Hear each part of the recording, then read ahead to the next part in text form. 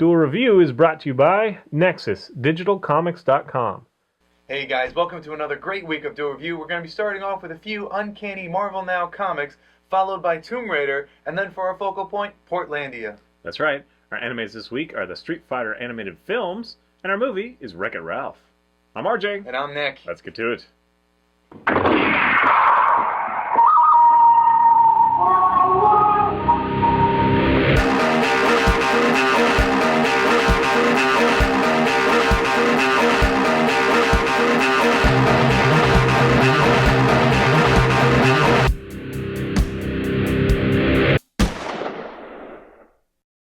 Hey guys, welcome to Monday the 11th of March. We are doing some Uncanny Marvel Now comics. That's right. We're going to start off with Uncanny X-Force. Now, this book, I think, is very consistent with art and that sort of thing. This is just issue 1 and 2. We're just getting the first 2 of each of these, so this is just a first look, first flavor. And I picked up this one because I've always liked X-Force, and I really have a thing for Psylocke. I've always enjoyed her. I am the type of guy that I don't like my heroes to be, you know, they always make the right choice and they're always clean, because to me that's uninteresting. You know what they're going to do because it's the most appropriate thing. I like the ones that are a little, you know, a little insane sometimes, a little off the cuff, you're not quite sure. And Betsy Braddock, Psylocke, is definitely that way. And there's definitely been a lot of, you know, between her and Wolverine and a lot of tension and fighting, whatever. So now she's leading the team herself, and she's got Storm with her. And Storm, you know, not only is she kind of a different Storm, she's got a badass look just like she, you know, does in the other... What right, is it? the future. The future Storm, where she's got, you know, whatever, and she's like romantic with Wolverine. Anyway, so I really enjoy the aesthetic of it. I also saw a couple characters that I did not know, which is, it's Phantom Manx, but it's a female one, and so that's Cluster. Right. And so it's after he's fragmented or whatever. Right. Basically, he's I think the story was he died, and then Eva, who is his nervous system, clones him, but because he has 3 brains, he's cloned into 3 different people. You have regular Phantom X, you have Cluster, the female, and then you have the dark Phantom X, the evil one. So not something I'm terribly familiar with. Plus, on the first cover, we can obviously see we've got Spiral, which I've never really cared for her, but they obviously, you know, changed her a little bit, and I was hoping to see her, you know, as part of the team and actually get a feel for her. Maybe I would like her. She looks pretty badass there. And then this strange dude over here. It's like, who's that? Well, it's Puck. And that's really interesting, because I haven't heard from Puck, I mean, you know, from like the old X-Force days, right. Like, you know, Wolverine and Deadpool, and this is kind of odd. Well, actually, it was before that. It was like Sasquatch and Puck the Alpha Flight. Yeah, Alpha Flight, right. So yeah, it's one of those things, and he's not wearing that, you know, the totally covering outfit and, you know, whatever. He doesn't look just generic. Well, he kind of does, I guess, but I like him. He's got kind of a Wolverine attitude, jacket, you know, kind of thing going on. Anyway, but yes, he's a very interesting character to follow because, again, I'm aware of him. I don't really know what's going on, and he adds a lot of flavor to it because he's very abrupt. You know, he's always like, "For Saskatchewan," or whatever and stuff like that. And you know, he's a very chauvinistic, you know, kind of thing. But he's also very true, you know, altruistic. So anyway, it's just kind of fun, and the art is great. Like I said, it's very consistent, right? With, you know, what we've grown up to love in Marvel. And so it's just kind of a fun thing. Also, on the first cover, as you see, there's Bishop up here. And so that, you know, hasn't been around since, like, the 90s animation for me. Like, I haven't really paid attention to Bishop since then. And so now he comes back, but there's something very different. And I guess maybe we shouldn't show it because it's kind of a spoiler. But there's something off about him, and so I have yet to find out what it is. Although I like his little red getup. That's pretty awesome. So we just wanted to figure out, you know, what books of the Marvel Now should we follow? Because we followed a lot of the DC, you know, 52, and we found our favorites. Right. And now we're trying to do the same with Now. Now, I guess before we get to Uncanny X-Men, I thought I'd like this one more. I thought it would because it's not directly in the lore. Doesn't have to do with friggin' Scott Summers and that whole thing. So I thought that I might like this more. Now, I'm enjoying it, but I'm actually enjoying Uncanny X-Men more. I think that this one just hasn't had time to flesh itself out. Right. Am I going to follow it? Probably. I'll probably follow it for at least a couple more issues, and if something, you know, major doesn't happen to really hook me, I might let it fade and just wait till it's on Marvel Digital, because I do that too. But it is a fun book. I think it is part of the trend that is making Marvel Now more appealing to me, because for a long time it was like Marvel Now, you know, is like Marvel then. It's still exploding into multiple titles, and besides like what they're doing screwing around with Spider-Man, it's like everything else is just kind of the same, more or less. I mean, we have the biggest deal is that Cyclops has now switched with Magneto-ish Right. kind of thing. The roles. And so I guess we'll just go into Uncanny X-Men now. That one shouldn't be on the top. That's number 2. So there it is. So if you've been following the AVX stuff, you know that Cyclops has kind of gone overboard, and now the world kind of has it out for him, although he has kind of a cult following because people think he's cool, whatever. And he's now mutants are popping back up again.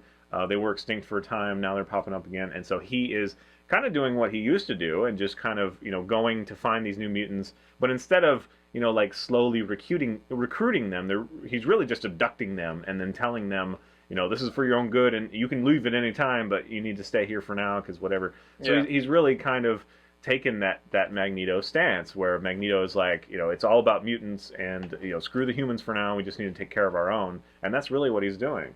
Now, he's very conflicted about it, which is, somewhat interesting. And he's had, his long-standing relationship with Emma Frost from recent years now torn asunder, and you don't quite know what's going on. All their powers are kind of, they have to relearn them. They're out of sync. Now this one has Magneto in his dapper new suit. Oh yeah, I think it's awesome. It would be interesting if they'd explain that. I would love to know why he changed it after all these years. I am intrigued by it, but whatever.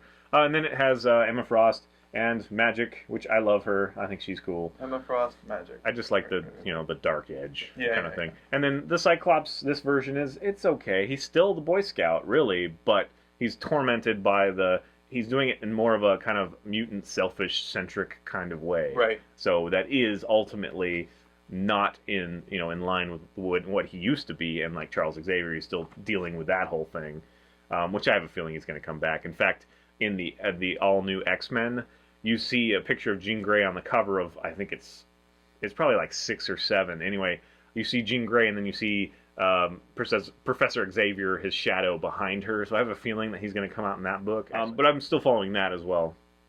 Now this one, I have to talk about the art. The art is a little bit of a departure. It's a little bit more, I guess, the edge. They're trying to make it hipper or something, more contemporary. But I think that it suffers just a little bit because, when you have far away shots, the proportions aren't right, and the characters, you're not always sure who you're looking at, first of all. Right. And second of all, they just don't look correct. It's not a realistic approach. It's a little bit more impressionist, which is fine, and I do enjoy the art, especially, like that cover. I like that cover for some reason. Which one, this one? Yeah, she's badass. Yeah. Anyway, Emma Frost. your complaint is that she's too young, and I agree, she is pretty young. Right. She looks very young. She should be in her 30s now, if I know my lore correctly. So for her to look, when I first saw her, I didn't recognize her except for the blue tint because they were saying that she was in her diamond form at the moment. So because of that blue tint, I wouldn't have known that it was her because she looked like she was 14 to me. I really like the arc that she's going through right now, though. Yes. Because she's fighting with her own preconceived ideas of hating Jean Grey and hating Cyclops and loving Cyclops and just kind of all over the place. And she's discovering her powers again, and she's missing what she used to have, but it's a very interesting way that she kind of brings that out. She has this discussion, interior monologue with herself, but to me it's very intriguing.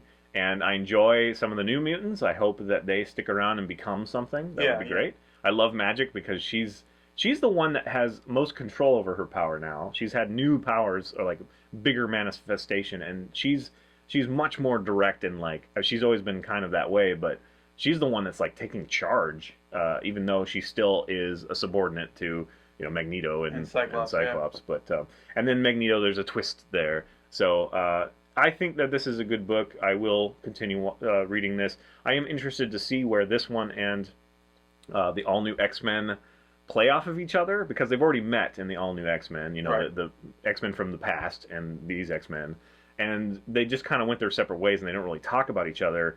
At least, especially in this book, in the Uncanny X-Men, they don't even reference that. So we'll see what happens. The other thing I was going to say about the art is that so far, I actually feel kind of claustrophobic because I noticed that there are very few images that actually have from head to toe anybody.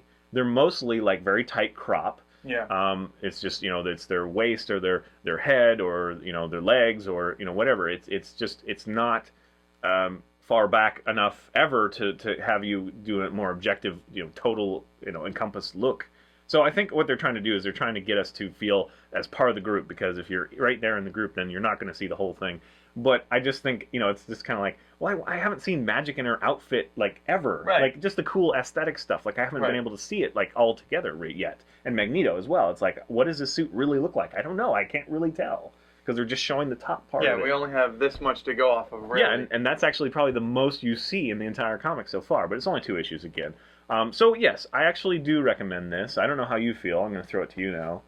Yeah, I liked them both, and I would gladly follow them both. X-Force definitely has better art than story, and X-Men, Uncanny X-Men, has better story than art. But I think they both have a lot of potential. Yes, I think X-Force has unknown potential for us, at least, because we haven't followed Phantom Menace and Spiral very much before. You know what I mean? Right, so right. There's a lot of untold story that it could unfold, and it could be really awesome. Also, like what the hell's going on with Bishop? Yeah, really, that's what I want to know. The X-Men is definitely a story that we already have preconceived ideas about, and we think we know where it's going to go, but it's still compelling to see these characters that have been so, I guess, beloved for a long time, and they've just always been the same way. It's fun to see them a little bit different and struggling with that. While still trying to be who they used to be. Yeah. But how different are they really? I mean, that's the question. Do you feel that they're, like, totally different? I think that the situation is different, but yeah, they do feel mostly the same, except for Magneto. I think Magneto and Emma Frost are really the ones who have changed the most. Magic has always kind of had that kind of dark edge. Yeah, she's the same but heightened. Right. And then Cyclops is the same but perverted. I mean, kind of, you know what I mean? Like, his instead of saving man and human, it's now been... Yeah, mutant and man. Because, in fact, it was mostly about humans before, because, it would help them not be afraid and all that stuff. And plus, they were battling Magneto, who's already doing what he's doing now, which is protecting just the mutants. But you can kind of sympathize with him, because he just went through this thing where mutants looked like they were going to be extinct and yada yada. Right. So I'm actually rereading the House M, just to see if there's anything I missed. But I don't know. I'm still not terribly compelled by that storyline. I think it has great potential. I could see a lot of great things happening. I'm hoping that twist that you mentioned is actually a twist in it of itself, or, like a twist on a twist. I see a lot of potential story that I would go, and I'm hoping that they, as the comic book writers, would follow up. Yeah, and that's been a fun read, and that, of course, is Bendis as well. So he's doing a lot of different books right now. And so, yes, I do agree. From cover to cover, I've had a good time, so I recommend that one highly. The X-Force, if you're just interested, if you're really interested in one of the characters that we mentioned, then it's worth it. Otherwise, I would say go pick one up. We'll let you know. I try to, we're just giving you a flavor here in our first impressions, but we'll try to let you know if this is one we've definitely followed, and especially when the trades come out, like we did with Suicide Squad. That's New 52, but I love that. And there's 2 trades out now. I've got them both, of course, and he's got the single issues, and yeah, you should go get those. And so for now, Marvel Now is doing okay. They're getting better. Yeah, from when they started. They're building steam, because the first ones were just kind of like, okay, you changed the outfits. Yeah, but you didn't seem to change anything else. I have not also taken a look at Savage Wolverine yet. I just can't get myself to do it. I read like half of the first comic and was just kind of bored, honestly. So I'm waiting to see if it picks up steam and people are like, you need to notice this comic, then I'll go back and check it out. Right. There's a lot to pick from, but...